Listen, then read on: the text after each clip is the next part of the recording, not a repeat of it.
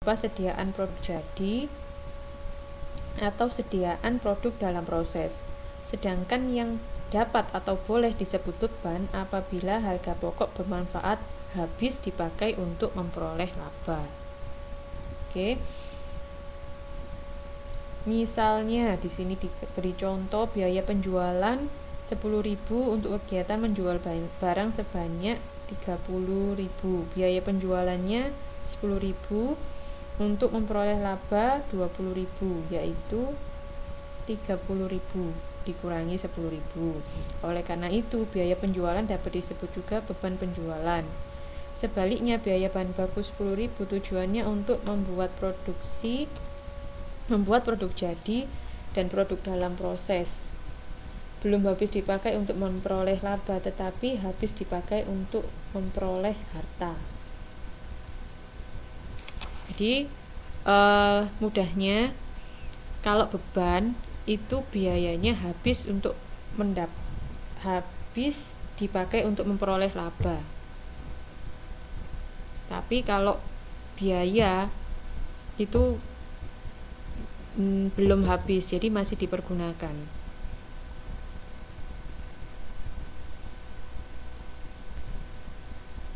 Mudeng ya. Gimana teman-teman?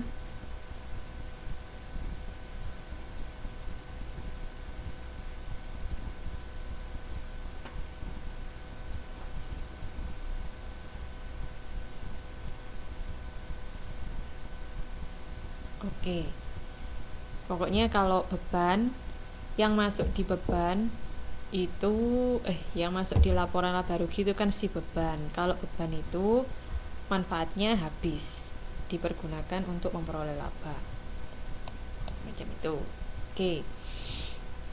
Kemudian agar realisasi dan anggaran dapat diperbandingkan, format pembuatan anggaran harus mengikuti format akuntansi. Kaitan penganggaran dengan sistem akuntansi perusahaan. Yang pertama, komponen keuangan disusun berdasarkan format akuntansi berkaitan dengan akuntansi manajemen. Kemudian akuntansi keuangan mencatat transaksi masa lalu, penganggaran mencatat transaksi masa depan. Oke, jadi kita masih membicarakan hubungan akuntansi dan penganggaran. Kemudian akuntansi keuangan mencatat data historis untuk tujuan analisis dalam pengembangan anggaran perusahaan. Beberapa penulis yang menyatakan bahwa penganggaran termasuk dalam bidang akuntansi. Jadi hubungannya akuntansi sama penganggaran, akuntansi kan menganalisis data-data masa lalu. Nah, kalau penganggaran dengan data-data ini kita menganggarkan atau merencanakan keuangan perusahaan, berapa yang harus dikeluarkan untuk misalnya memproduksi beberapa produk atau semacam itu. Oke. Kemudian sedangkan untuk hubungan penganggaran dengan manajemen keuangan, fungsi utama manajemen keuangan adalah perencanaan keuangan, yaitu penganggaran. Oleh karena itu di sini penganggaran merupakan perencanaan keuangan yang menjadi salah satu fungsi manajemen keuangan. Jadi mereka sangat terkait. Lalu tujuan dan manfaat anggaran.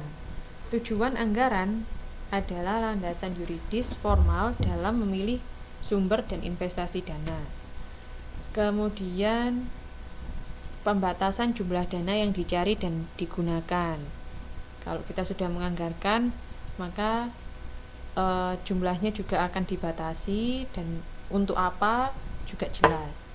Merinci jenis sumber dana dan investasi, dari mana nanti anggaran ini akan terpenuhi dananya. Kemudian merasionalkan sumber dan investasi dana agar mencapai hasil yang maksimal. Menyempurnakan rencana yang telah disusun dan menampung serta menganalisis dan merumuskan setiap usulan yang berkaitan dengan keuangan. Ini adalah tujuan anggaran. Kemudian manfaat Mungkin bisa diganti atau bisa disebut juga kelebihan dan kelemahan anggaran. Untuk kelebihannya, segala kegiatan dapat terarah pada pencapaian tujuan bersama. Sebagai alat menilai kelebihan dan kekurangan pegawai, anggaran juga dapat memotivasi pegawai karena misalnya anggarannya ditarget berapa rupiah gitu, maka karyawan akan termotivasi untuk mencapai target tersebut. Lalu meningkatkan tanggung jawab pegawai. Dengan adanya anggaran, pegawai juga akan lebih bertanggung jawab untuk memenuhi anggaran tersebut, merealisasikan, tidak melenceng dari anggaran.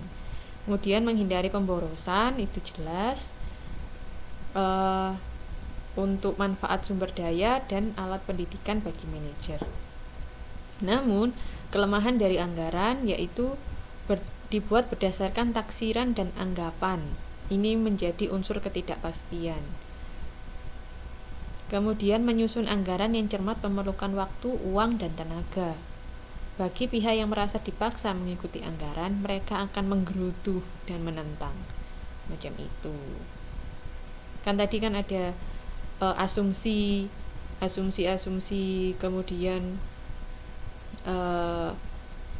setiap bidang juga mempunyai masing-masing anggaran dengan asumsinya masing-masing. Nah, ini taksiran-taksiran dan anggapan ini membuat ketidakpastian. Tapi kan dalam membuat anggaran kita tetap berpacu pada akuntansinya seperti sebelumnya kita bahas tadi. Oleh karena itu bisa diminimalkan unsur-unsur ketidakpastian ini. Itu. Kemudian fungsi dan macam anggaran. Fungsi anggaran yang pertama adalah perencanaan. Anggaran harus memperhatikan kaitan antar anggaran. Maksudnya apa? Di dalam perusahaan kan ada berbagai macam bidang. Nah, kaitannya bidang misalnya produksi dan pemasaran, kemudian penjualan misalnya gitu, harus tahu masing-masing anggaran dan harus terkait. Karena misalnya tidak saling tahu, maka bisa tidak akan berjalan gitu, macam itu. Yang kedua, perencanaan dana harus efisien. Anggaran dibuat dengan pemikiran yang teliti dan memberikan gambaran yang jelas dalam satuan uang. Kalau misalnya gambarannya hanya anggaran itu cuma bilang produksi tahun ini harus lebih besar dari tahun kemarin. Nah, ini kan tidak jelas, tidak rinci, dan tidak ada dalam satuan uang gitu. Maksudnya tidak ada angkanya berapa sih, emang yang tahun lalu berapa, terus harus lebih besar itu sebesar apa, semacam itu. Nah, anggaran itu harus rinci, harus jelas, dan disebutkan atau disajikan dalam satuan uang. Yang kedua, pelaksanaan. Anggaran sebagai pedoman pelaksanaan pekerjaan. Mendapat persetujuan terlebih dahulu sebelum dilaksanakan. Jadi anggaran sebelum dilaksanakan harus mendapat persetujuan dulu. Kan tadi ada tahap-tahapan dalam prosedur. Anggaran setelah didiskusikan harus disetujui dulu oleh direksi. Macam itu. Jika anggaran tersedia, maka pekerjaannya disetujui. Anggaran merupakan pedoman dalam pelaksanaan pekerjaan setiap bagian untuk mencapai tujuan bersama. Oke. Maksudnya anggaran tersedia, pekerjaan disetujui. Jadi misalnya ada bidang produksi, mereka mempunyai anggaran sebesar 1 juta. Anggarannya ini ada tersedia 1 juta. Nah, maka pekerjaan untuk melaksanakan anggaran ini disetujui. Semacam itu. Jadi kalau ada anggarannya dulu, baru pekerjaannya dilakukan. Silakan melakukan pekerjaan